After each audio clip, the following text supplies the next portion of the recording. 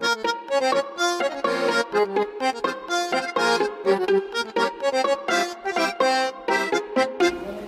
Bezrat Hashem, less than 2 weeks we're going to celebrate Shavuot. Shavuot is one of the festivals that we celebrate, that we learn from the Torah. It's the only holiday that doesn't really have a 7-day celebration. Sukkot has 7 days, Pesach has 7 days, then even the holiday from our sages, Chanukah, have 8 days. Shavuot seems like this little quick one night and it's over. But really Shavuot is a very important holiday that if we know how to prepare for it the right way, then what we can benefit from it is extremely valuable for the rest of the year. Now, there's a lot more to learn about Shavuot, but today we want to learn very briefly what happens on Shavuot, how do I prepare for that, and what do I need to do. Now, nothing happens by chance, everything is 100% precise, and Shavuot is celebrated on the 3rd month from Nisan. Nisan is considered the first month, even though we take to consideration that Tishrei is the first month. But Tishrei is not really the first month. Nisan is the first month, which makes Sivan the 3rd month, 3rd in line. So we already see a connection, because if the Torah was given on the 3rd month, and it comes to teach us that the Torah operates in 3 levels, 3 lines. It says that the Torah is called Torah Meshuleshet, a triangled Torah, because we have and we see that there are 3 in everything. There are 3 fathers. There are 3 festivals. The number 3 constantly repeats itself in many different occasions. And we know, based on the teaching of Kabbalah, that the world is standing on 3 lines, on Gimel Kavim. These 3 lines, if you look at the structure of the Sfirot, has a right side, a left side, and a middle side. And it's called in Lashon Kodesh a kav. Kav is a line. But you have kav yamin, kav small, and kav emtza. These are the 3 kavim. If you run into the term in Chassidut or in Kabbalah, Gimel Kavim, it's referring to the 3 lines that the entire world, so to say, is standing on. Our sages say, Al Shlosha Amudim ha'olam omed, on 3 pillars the world is supported. On Torah, Avodah, v'Gimilut Chasedim. On Torah, learning Torah, Avodah is praying, and charitable acts, Gimilut Chasedim. So we constantly see this structure of 3. But Kabbalah is talking about 3 kavim, 3 lines. Now we know that the first one is called Kav Yamin, this is called Chesed. You have Kav small that is called Gvura, which is Din. And then you have the Kav Emtza that is called Tiferet. Now, Kav small that is called Kav Din, the Gvura, we know that the world was created with the attribute of Din, of Gvura. Later on, Hashem saw that the world is not going to sustain on Din, so He created Chesed. He started putting into Chesed into the world. Because in the beginning, if the world was just be based on Din, then a person would light a cigarette on Shabbat, died on the spot. A person would just say a lie, on the spot he dies. Because it's Din, right away, you did something wrong. So Hashem saw that the world will not sustain just with Din. And He had to allow the Midah of Chesed to start intervening. And the Midah of Rachamim, of Chesed, it allows a person to sin and to still stay alive. Because all day long we sin. Really, if you go by the book. But we're still alive. It doesn't affect us. That's only was allowed with the Chesed, mainly from Tiferet, from Midat HaRachamim. There's Rachamim from the Kadosh Baruch Hu. It allows us later to do tshuva.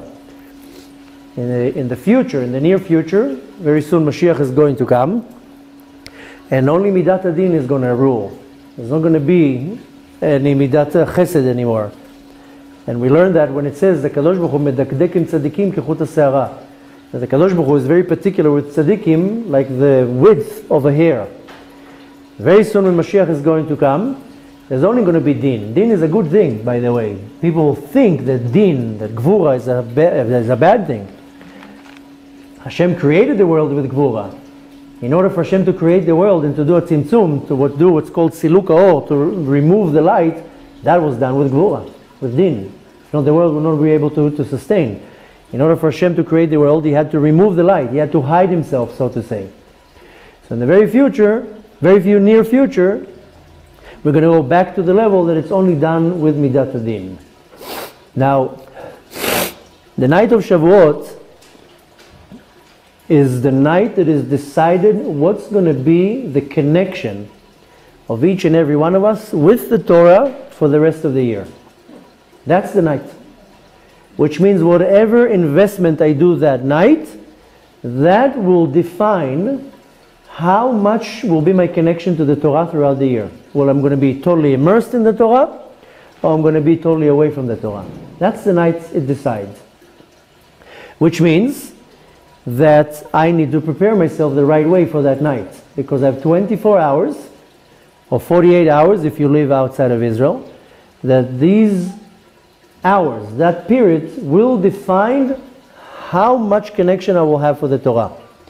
So I have to invest my time throughout that day. That's one of the many reasons why we stay up all night, because why should I go to sleep? This is the night that is defining how much connection I will have for the Torah. What, I'm going to go to sleep now? It's almost like once a year the government will come and say, today how you conduct yourself will define how much you're going to pay taxes or how much you're not going to pay taxes and how much financial benefits you're going to get. You would stay up all night, or you will be on your best behavior that day. You'll be like, hey, if I'm going to get a tax break, I'm going to get benefits. Same thing was with the Torah. Now, this is why it's called Chag Matan Torah. It's not called in the Torah Chag Shavuot. It's called Chag Matan Torah. Now, what does it mean? The holiday that the Torah was given. But you have to look very carefully in the words, and it says Matan. Matan comes from the word Matana, present. Hashem gives me a present. And not only that it's Matana, it's Matan from the word Latet. It's given. I don't take, I don't demand, I'm given. But I'm given exactly what I'm worthy of.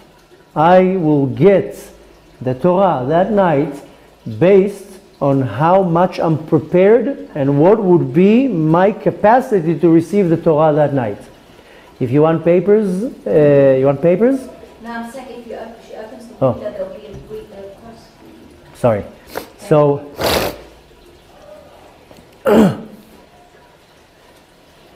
the holiday is called Matan Torah because on that night the Torah was given to us. And it's still going to be given to me. But in order for me to receive something, has to be a vessel to receive it. Now in the world, in the physical world, in the level of Gashmiut, in order for it to be giving, must be a receiving. If I want to give you now a present, if you don't take the present, there's no giving here. I'm holding the present still.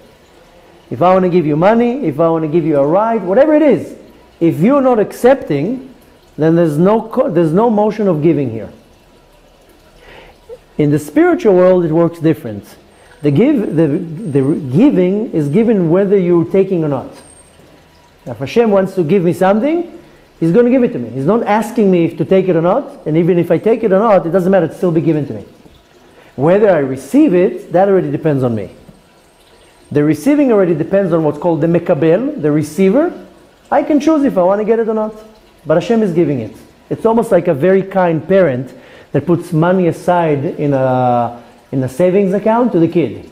The kid is not taking it right now. The parent is just putting money in the savings account every month 20 years later, the child will receive it. But it's still in the category of the Gashmiut that in order to be given, it has to be receiving. The child will take it at some point. And if the child will not take it, then it's still in the possession of the parent. But that doesn't work like that in the world above. In the spiritual level, Hashem gives whether you are ready for it or not. But the person will receive only what he's capable of getting. Meaning that there must be a preparation, must be a vessel that receives this abundance. If not, he won't receive anything. Now, what is given to a world from above, what is given from Hashem to us, is Hashem is giving us tools in exactly in the level of what I need to fix. That's how it works. The terminology in Kabbalah, it means that orot, lights, are being given from above in order to letaken et hakelim, to correct the vessels. Which means that Hashem is going to give me exactly what I need in order for me to correct my vessels. If Hashem is giving me X amount of money, whether it's a lot or a little, whether He's giving me health, whether He's giving me a child, spouse, Hashem is giving me tools to use in order to correct what I need to use for my correction. So, now a person only gets...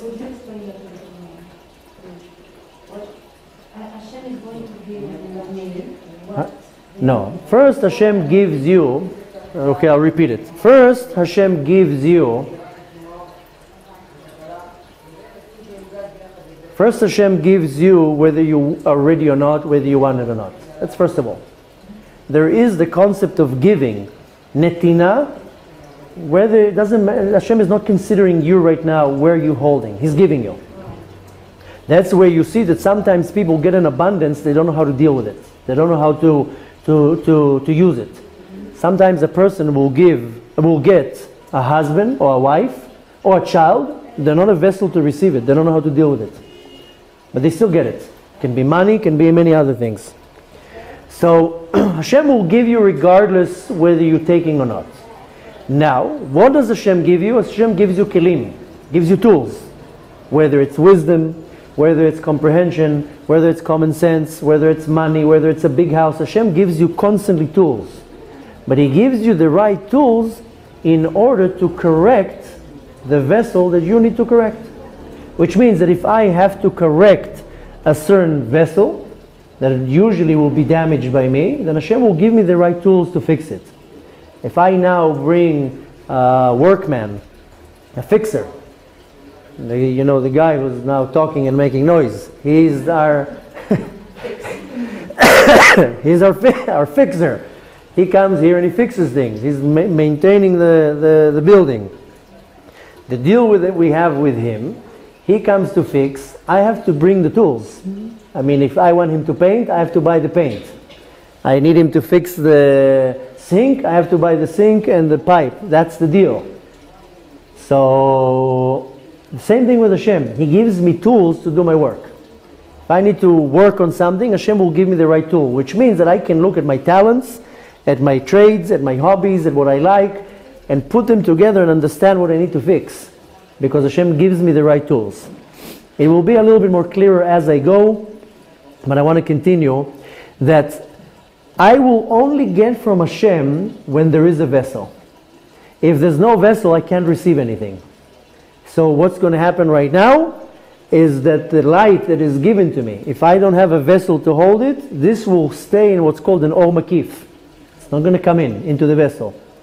Which means that if Hashem wants to give me $5 million, for whatever reason, He wants me to build a yeshiva, He wants me to donate it to poor people, He wants me to feed people, He doesn't want me to buy a Ferrari, He wants me to take this money and invest it in Kedusha. But I don't have a vessel. So right now, Hashem doesn't write $1 million check, a $5 million check. He gives the spiritual light. It will manifest into the world into a check. But if I don't have the vessel to hold $5 million, this godly light will stay in a very surrounding way. This is called or makif. Or makif means it doesn't penetrate. Or is light, makif is surrounding. It doesn't penetrate into the vessel. So it's out there in the universe, but I don't have it. That's when I'm not prepared for that. Meaning that each and every one of us, if you would have some type of a spiritual tool to see, to evaluate your spiritual value, you would see that you are a trillionaire in every aspect. You just don't have the tools to receive it. So on Rosh Hashanah, we get blessed everything that's going to happen this year. How much money I'm going to make, if I'm going to get married, if I'm going to have kids, everything is decided on Rosh Hashanah. Some people come at the end of the year and they say, I had a very bad year. I only made $50,000, meaning that I didn't get a good blessing for a lot of money. That's wrong. Could be that that person was blessed to do $50 million. He just doesn't have the tools or the vessels to hold that money, so the money stayed in the world above. But you said that even the kelim, Hashem provides. Hashem provides, no. Hashem provides the light. You have to create the vessel. Hashem doesn't give you the vessel. Hashem gives you the light. You have to prepare the vessel. That's how it works. That's the relations. Now, I can get a vessel and damage it. The light will be removed right away. The light cannot stay in a damaged vessel.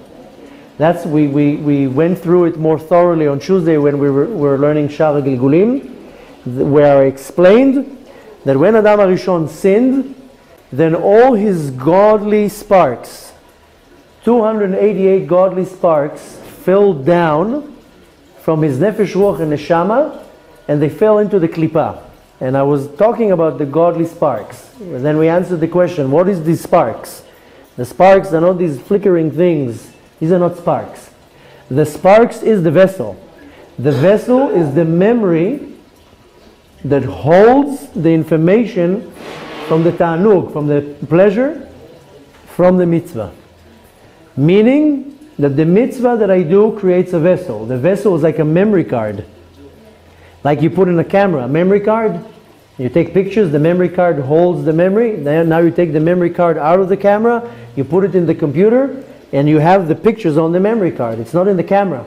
The camera is the tool. But the memory, the data is on the card right now. You can transfer it from side to side. So the memory card holds the memory.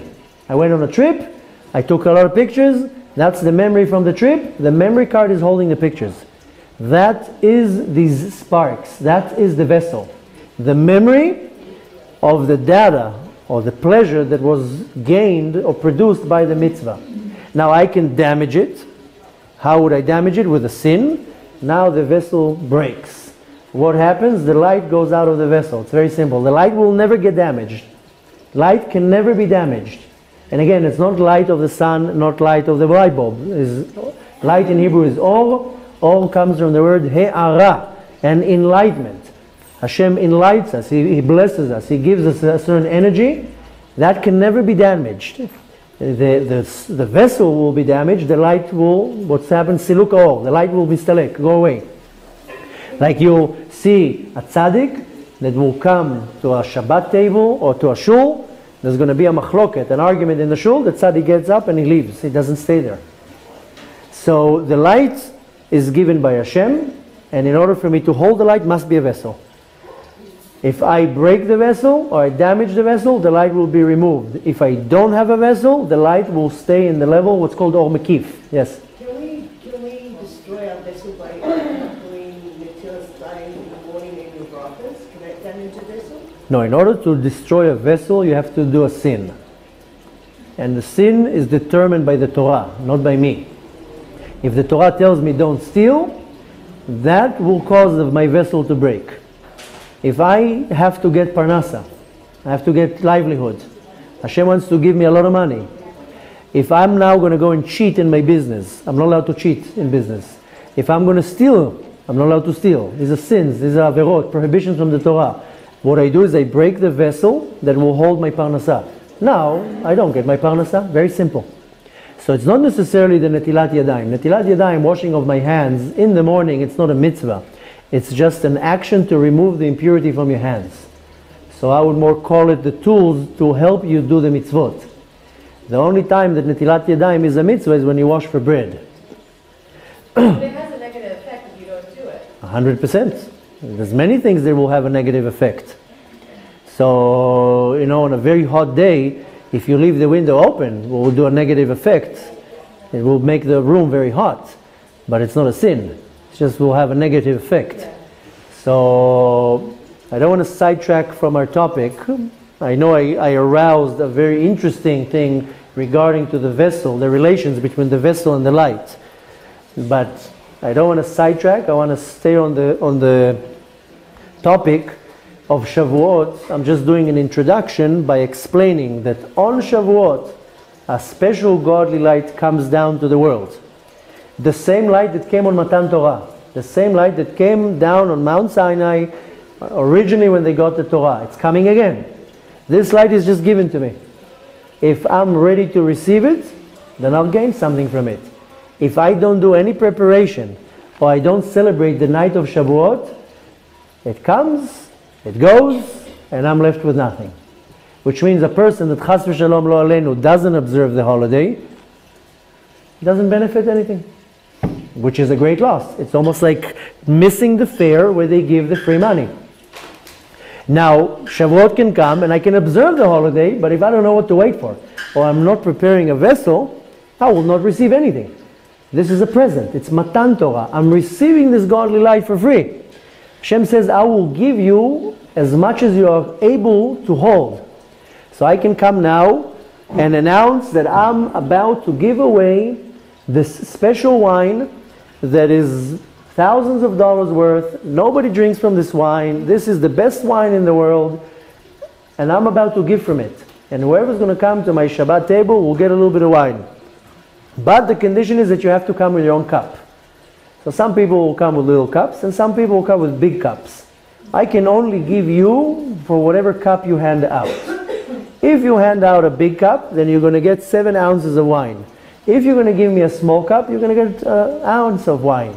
And if you're going to give me a broken cup, then all the wine will spill over the floor. You're not going to gain anything out of it.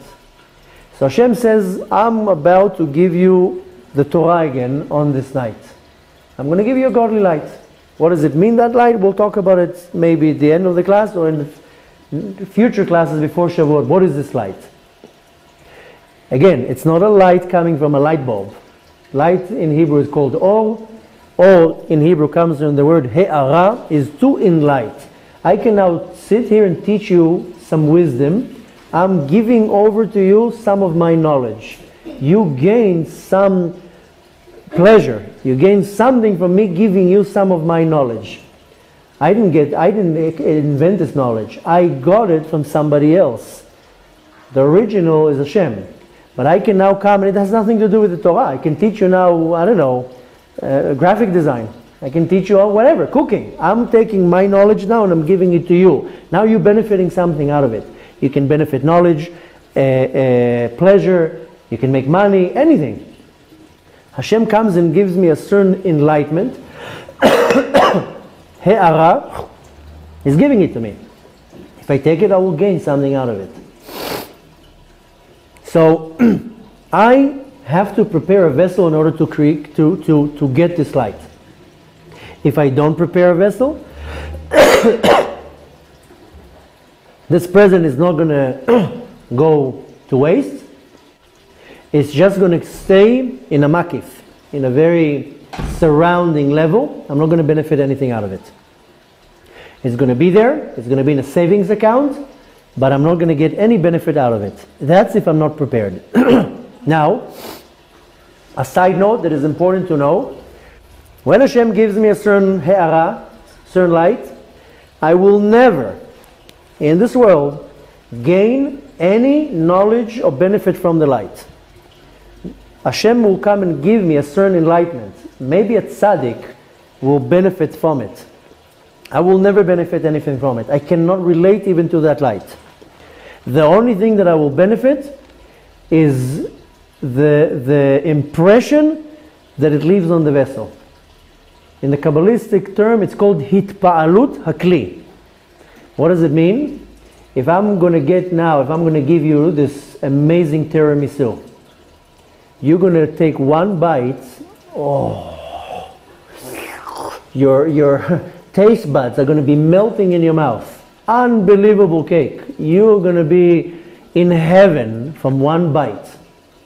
You're now experiencing the benefits, what's called the hitpa'alut hakli.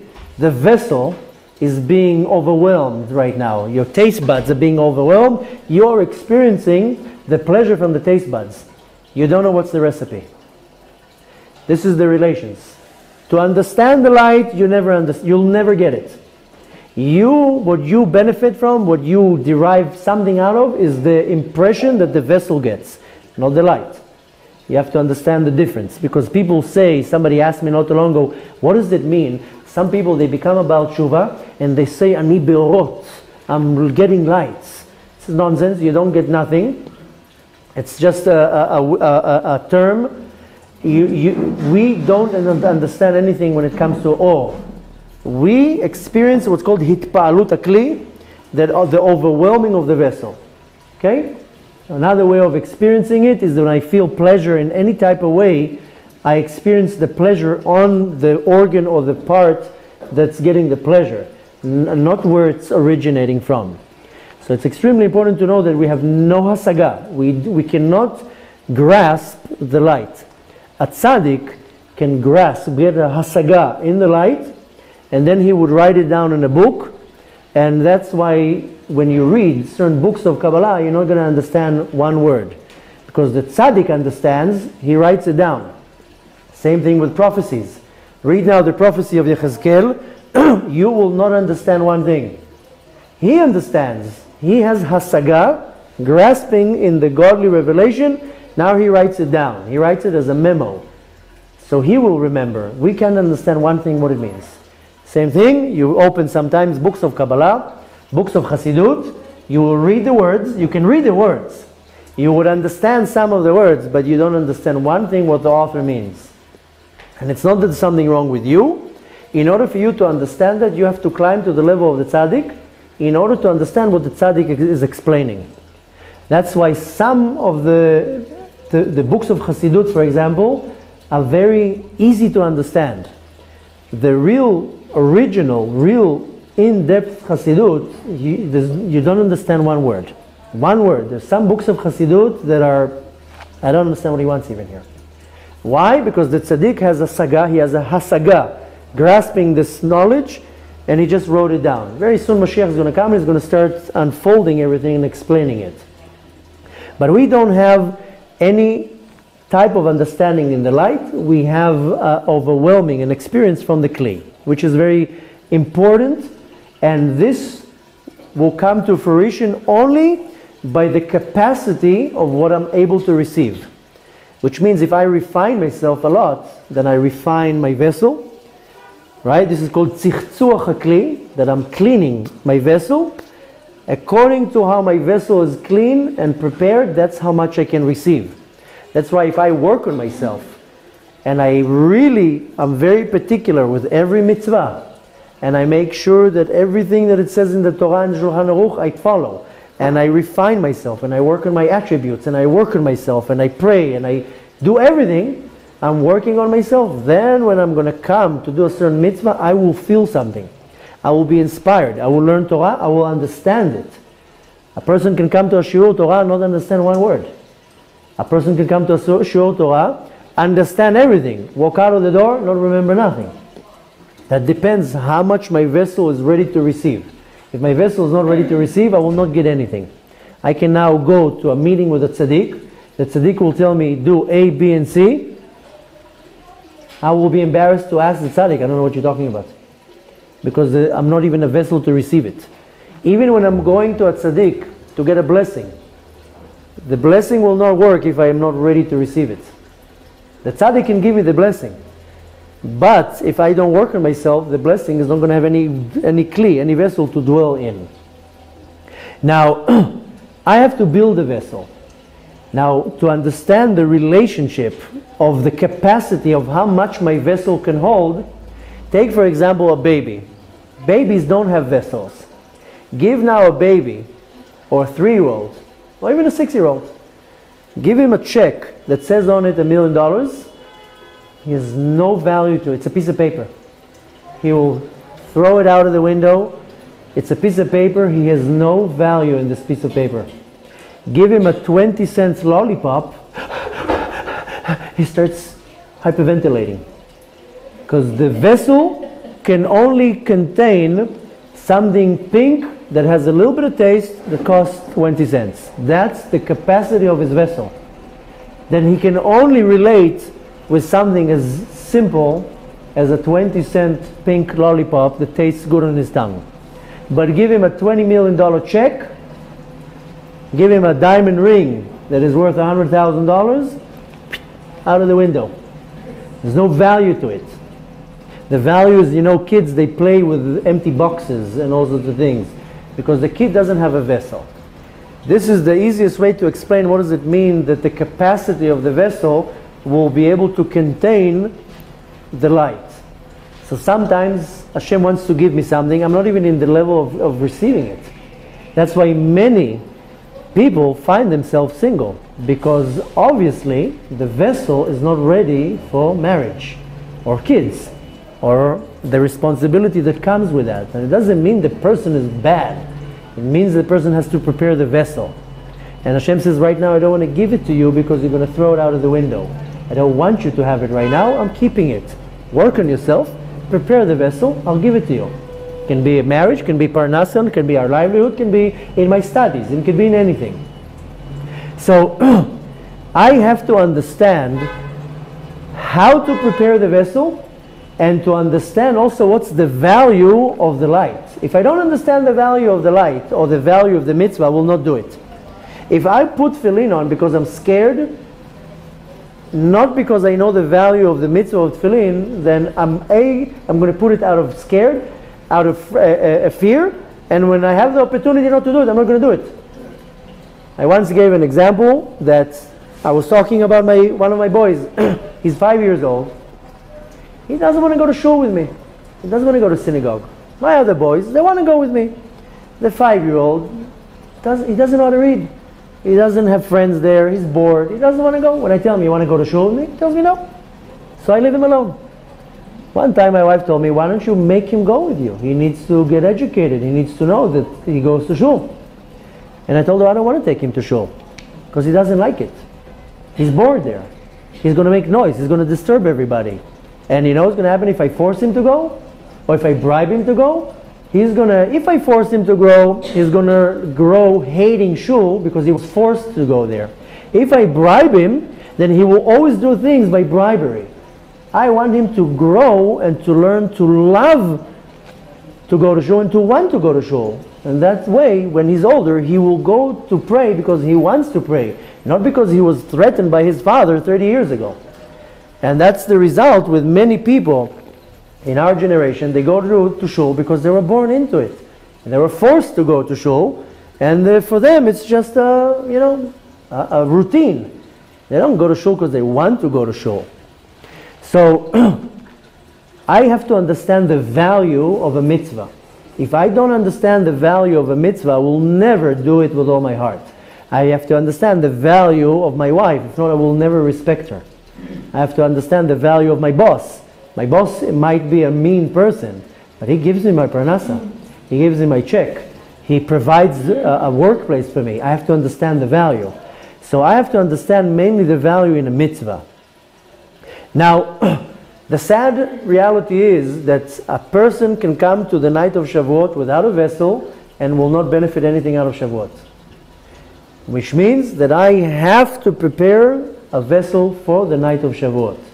And we know, based on the teachings of Chassidut, that the preparation for the mitzvah is more important than the mitzvah. How I prepare for the mitzvah will design how I will do the mitzvah, if and how I will do it at all. Go to a more personal example, but you'll understand what I mean. A woman has to go to the mikveh after her cycle. The mikveh takes exactly 30 seconds. The preparation is 4 hours. If she's not preparing herself the right way, she cannot go into the mikveh. Well, she has to clean herself. She can't have anything on her body preventing the water from touching the body. The mikveh will take a minute, 2 minutes, 3 minutes, whatever it is. But the preparation is 3-4 hours. Same thing with Shabbat. You eat a Shabbat meal that takes you exactly an hour. You prepared for 12 hours. And usually you prepare for 24 hours. Shopping, cooking, baking, cutting, chopping. It takes you an hour to eat and the meal is over. Even in the physical world, people get married, Baruch Hashem. The wedding takes about 8 hours, and it takes about 2 years to prepare for the wedding. I mean, if it's in a Hasidic or an Orthodox world, it will take 2 months to run a wedding. But you have a lot of preparation. Choosing the hall, choosing the caterer, choosing the cake, choosing the DJ, choosing this, choosing that. 8 hours, the whole wedding is over. So we see that the preparation is extremely important, means that the preparation for Shavuot is extremely important. Now, what is the preparation? What is the vessel that I need to prepare for this special night? The teachings of the Baal HaSulam, Rabbi Yehuda Ashlag, he says that the vessel, the kli, for the preparation for the night of Shavuot is how much emunah I have in Hashem. How much belief I have in Hashem. This is the vessel that will contain the lights in Matan Torah. It's all emunah. It's all how much I believe. The question is, you have to ask yourself, how much emunah I have in Hashem. Now when it comes to simple things, my emunah is very strong. When it comes to big things, my emunah starts being already shaken. And the easiest example, I told you that, I'll repeat it myself, that one time a person became observant, he became closer to Hashem, so they decided to test him. They decided to test his belief. And just as a side note, just that you know, that most of the things that you go by is a test by Hashem, the level of your emunah. All the rest is bonuses. The mitzvahs that you do are bonuses. All the good things that you do is a bonus. Hashem on a daily basis tests how much emunah you have.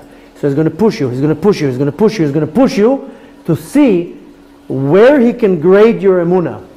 20%, 30%, 100%. So this story with this individual that became religious, they decided to test him from the heavens. So they made him lose $5. You know what was his reaction? Hakol letovah. Everything is for the best. Hashem is good.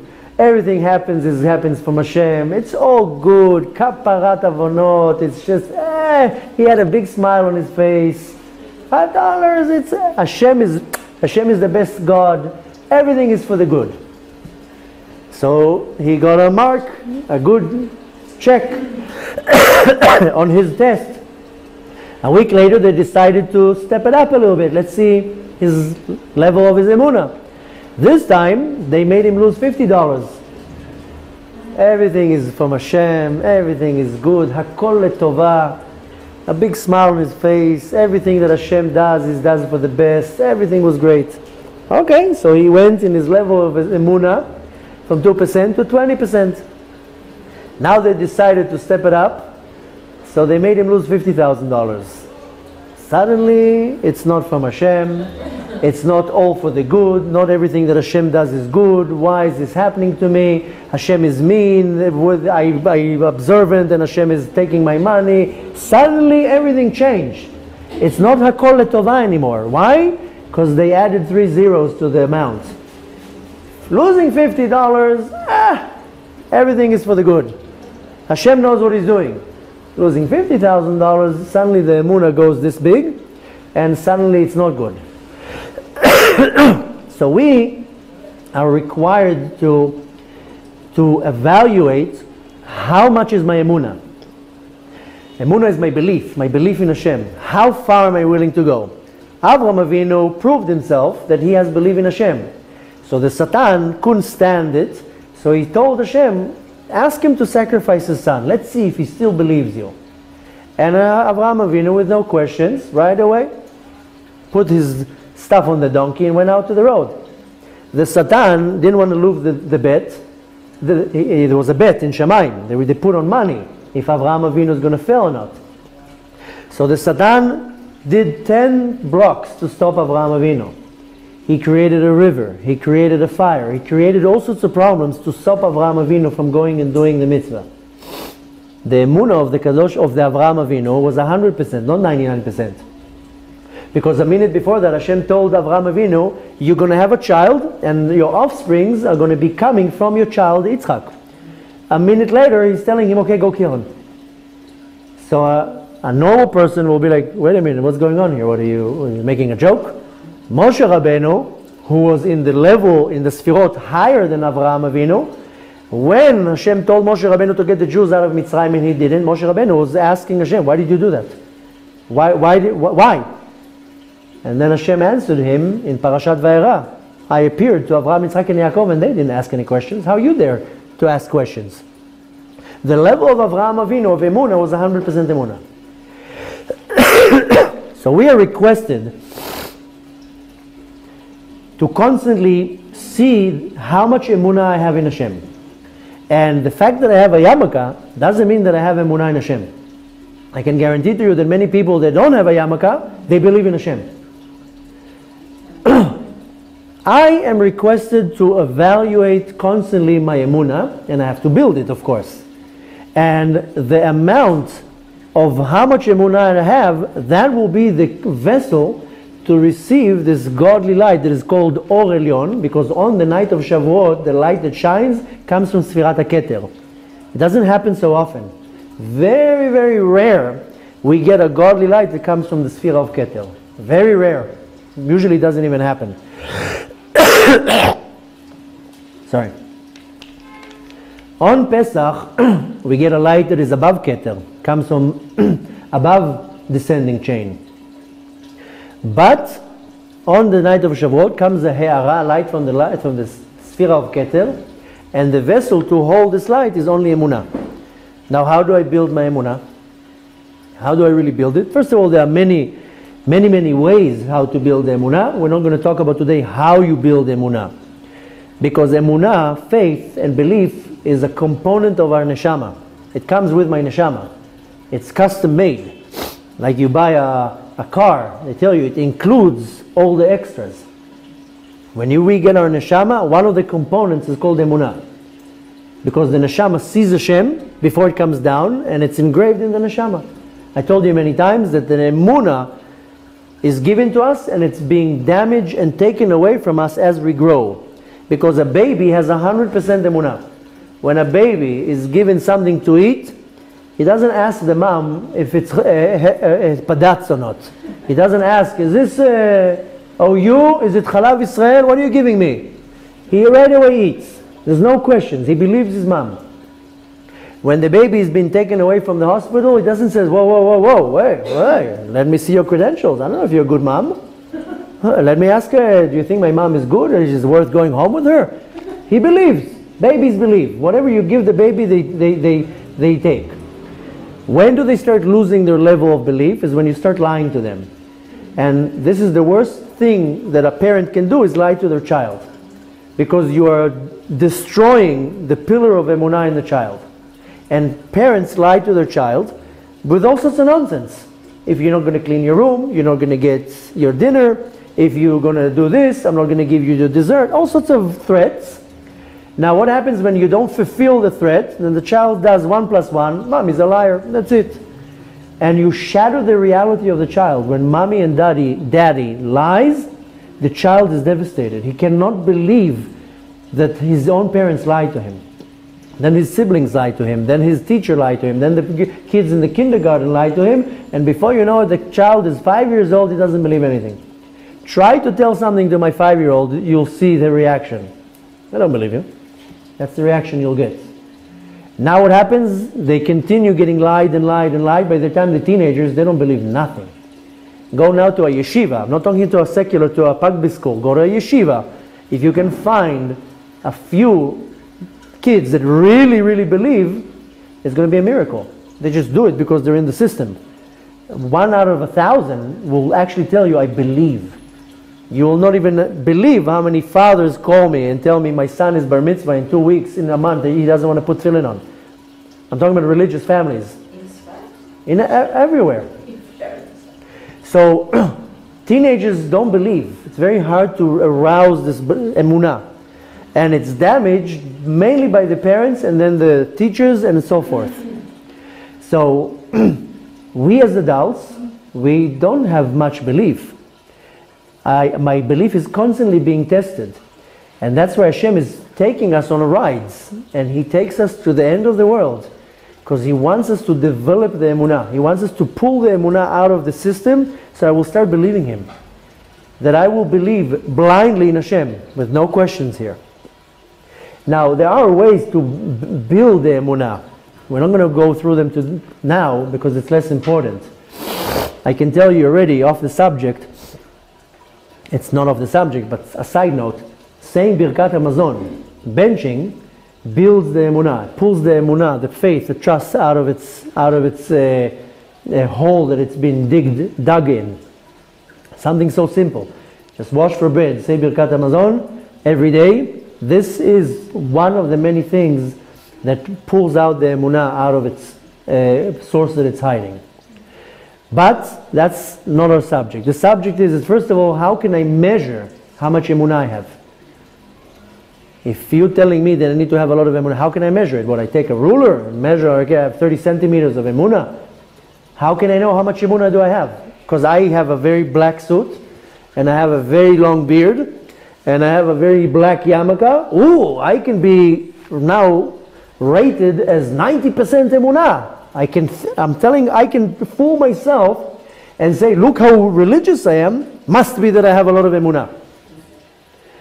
Or on the other gender, my dress is till the floor, my hair is covered, my sleeves are to my wrists, I'm very religious, I have emunah. So my fashion doesn't represent my emunah. I can have a very long beard and doesn't mean I have emunah. The belief is when I'm pushed to the wall right now. Not when I'm losing $50, when I'm losing $50,000. We have a student that now was unfortunately diagnosed with a very severe disease. That's a test of emunah. This is a very religious, God-fearing woman that does a lot of activities and learns Torah, and a very outgoing woman. Now I told her yesterday, now Hashem is giving you the test of your life with this diagnosis, what the doctor says. Now you can beat the diagnosis, what the doctor says, if you raise the level of emunah. If you believe that it's just a test, then you can make it all disappear. The unfortunate reality is when we get this type of news, the level of emunah goes down, so I create the news as a reality so I can get rid of it. But if I rise to the level of emunah above, then 90% of my problems disappear. I can get now an eviction notice. I can get now a letter from the bank. I can get whatever I can get. And right away I will fall for the trap of the test and fall into my level, and then it will become a reality. Or I can completely ignore it, and on the other hand, feed my emunah, whoops, it disappears. When is it reality?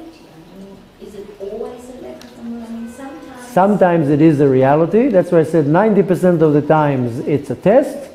10% of the time that is the reality. That a person, it's time for him to leave the world, and the way to leave the world will be through a certain disease. But, and I'm not saying it's with exaggerating, 90% of the things that we go through is a test that will disappear like that if I totally go above the test with my emunah. I'll tell you a quick story. It's a little bit off the subject, but it shows the level of emunah.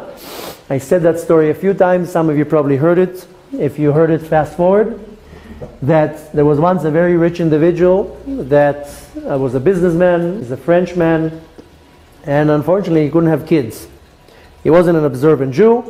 One time, they went to doctors, they went to specialists, nothing, no kids.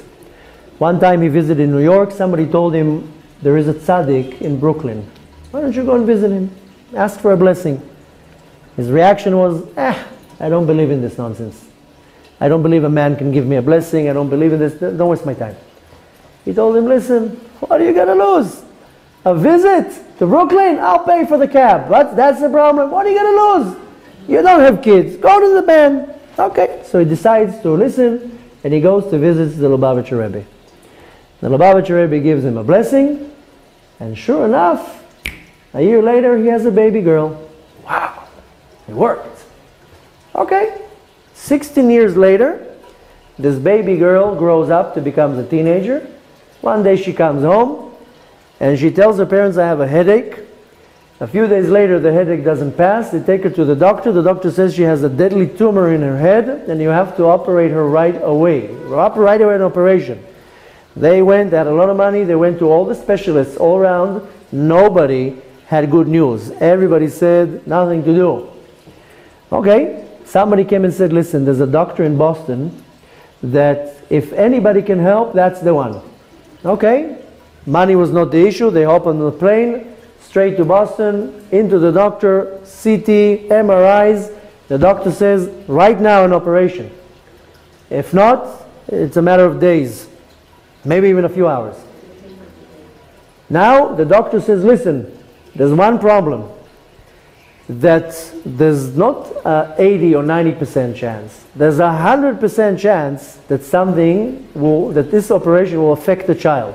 She will either be crippled, or blind, or mute, or deaf, something.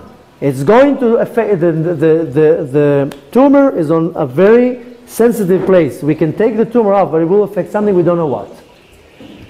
They don't know what to do, their stomachs are inside out, their world is torn apart.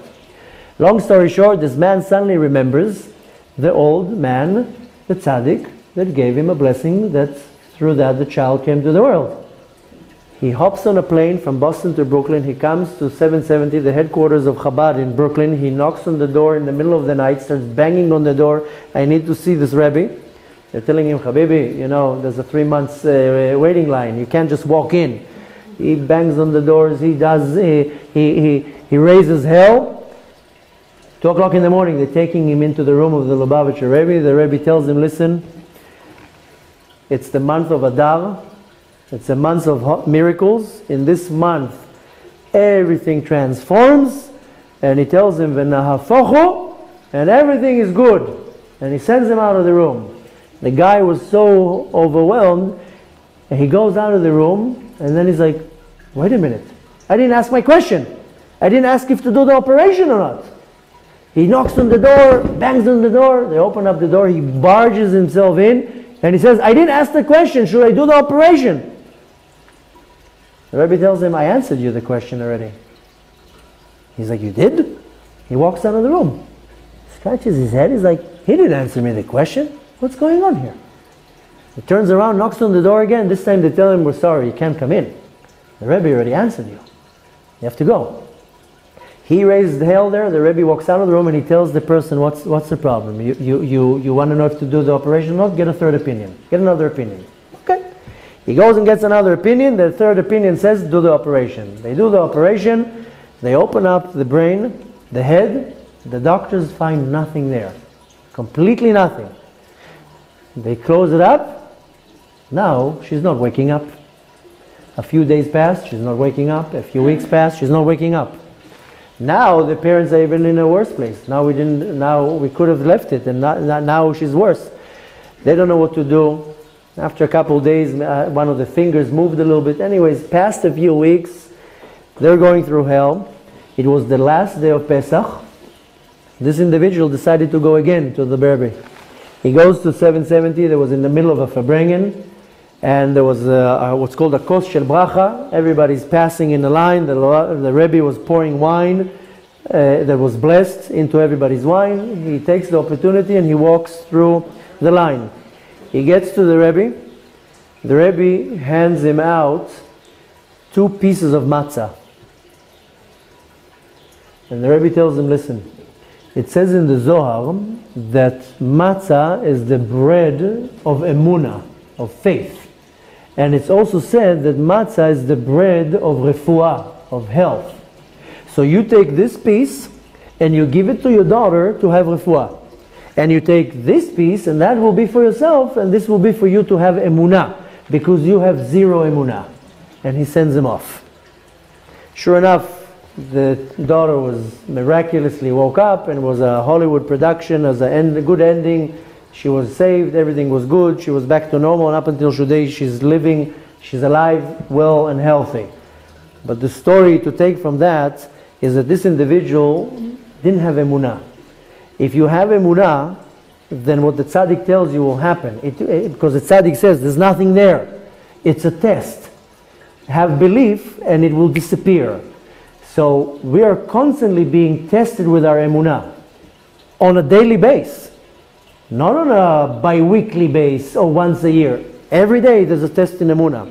Don't think that your test right now is if to do the mitzvah or not, if you did the avera or not. This is not the name of the game. The game here is your emunah. And Hashem is going to test you one day on a low scale, one day on a big scale, one day on a low scale, and it's every day. Don't think that one day Hashem leaves you. On Shabbat you get rest. But every day there's going to be a test, in some way or another, to see if you believe in the Kadosh Baruch Hu and believe that it's just a test, and then, that's why I said 90% disappears, 10% is real. So how do I measure the level of my emunah? There's no ruler, there's no device that will tell you, you have 50% emunah.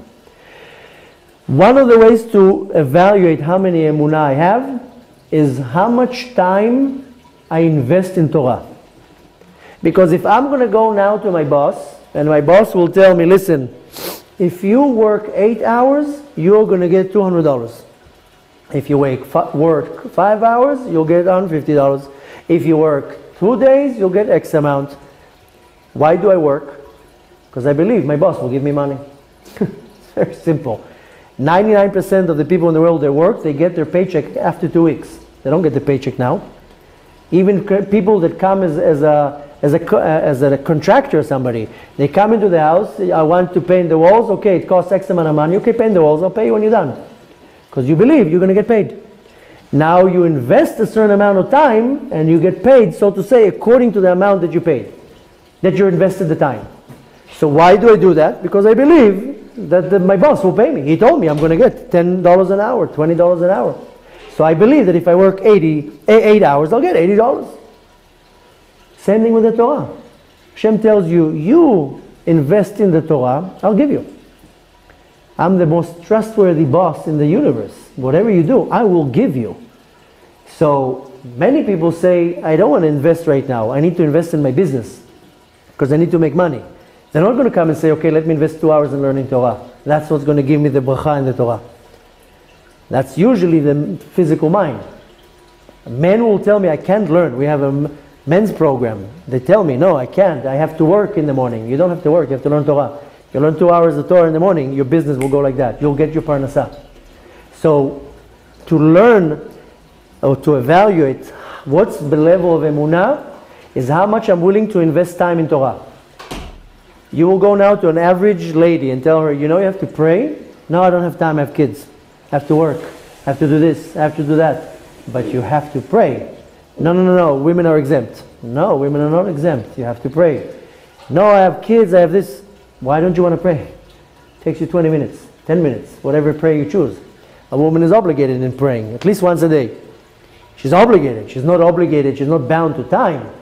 But she's obligated at least once a day. You can choose. You want to do shachis, you want to do mincha. And many ladies say, no, I don't have time. Or I don't want to, I have kids, whatever. You're not willing to invest 20 minutes in praying?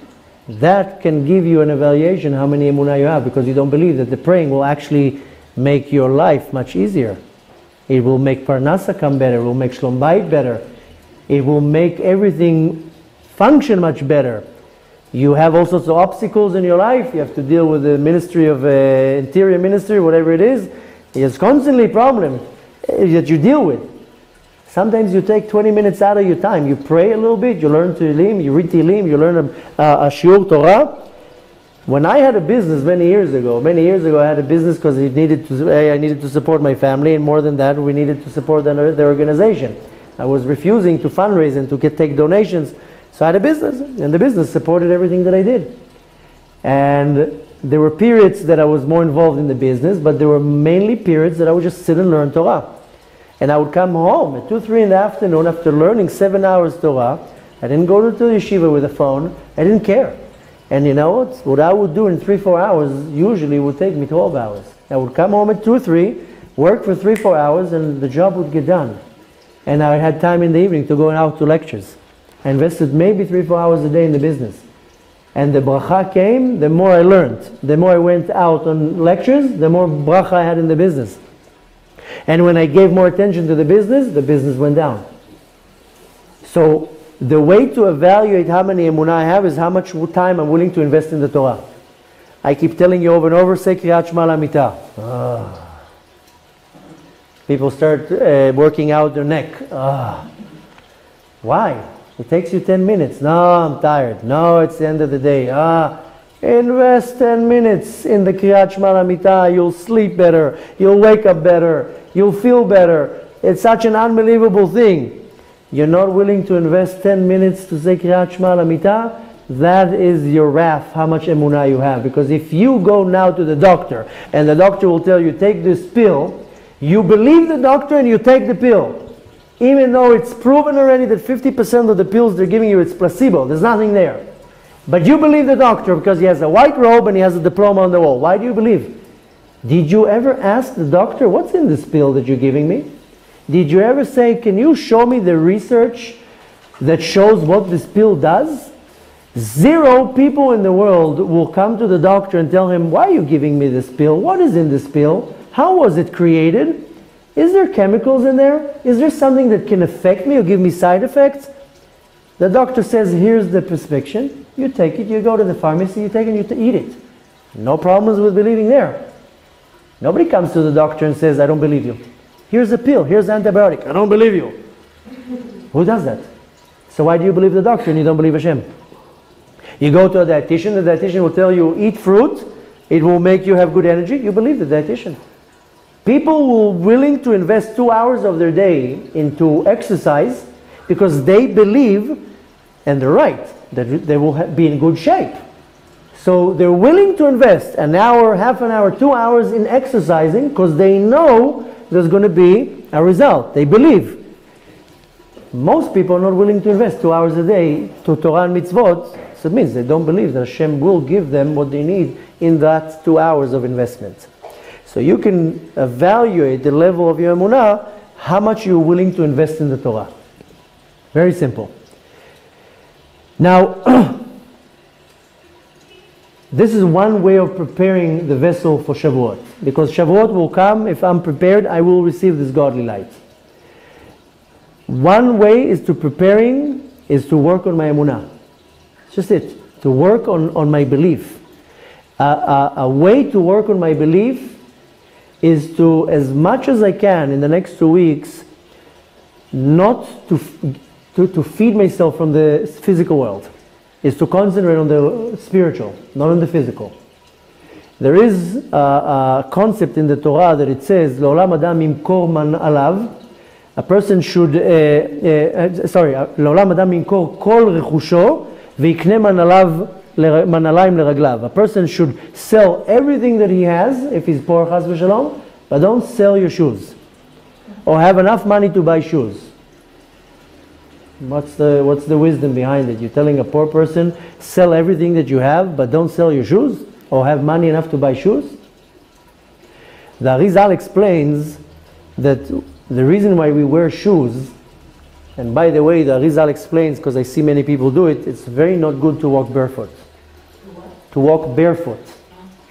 I mean, if you go to the beach and you want to enjoy a little bit of the sand, fine. But to walk in the house or in the street, bechlal, it's not good to walk barefoot. What?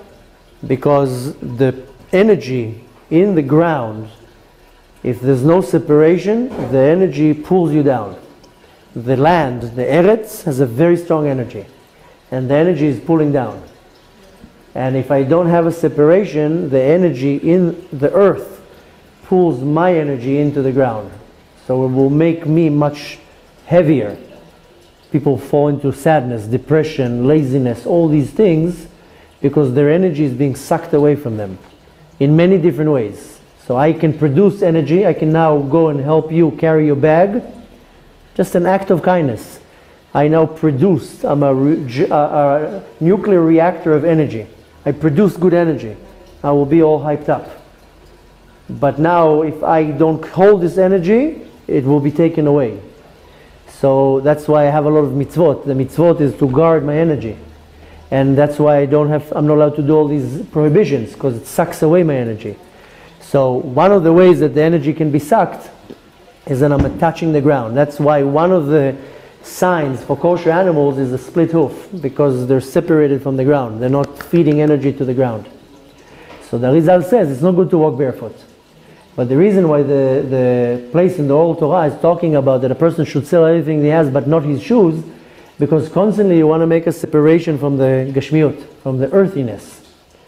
And this week, this next 2 weeks to prepare for Shavuot, that I have to work on my emunah, is as much as I can not concentrate on the spiritual, on the physical, concentrate on the spiritual. If you don't have the habit of praying, then pray this 2 weeks every day. If you don't have the habit of reading some Tehillim every day, then this 2-3 weeks, go out of your way. Take 20 minutes out of your time to read Tehillim. If you have an issue with the bakeries where you buy every day 4 big chocolate cakes, then this week go on a diet. Don't buy the chocolate cakes. Don't feed your animal soul too much. Concentrate in the next 2 weeks on feeding your spirit, your soul, then your body. This will cause a separation from the earthiness. The more that I feed my body with these physical pleasures, the more it wants more, the more it separates me from my spiritual source. So there's nothing wrong with eating, but there's nothing good with eating 5 cakes, ice cream every day. You eat it on Shabbat when it's allowed to.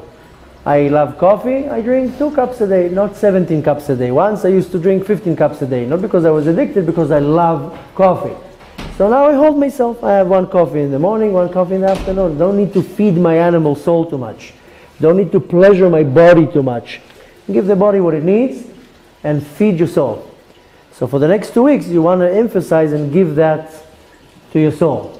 What will be the result is you pumping the emunah into your neshama. The more emunah you're going to have, the more greater the vessel you will build, which means that on Shavuot, you are going to be more receiving a much greater capacity of this light.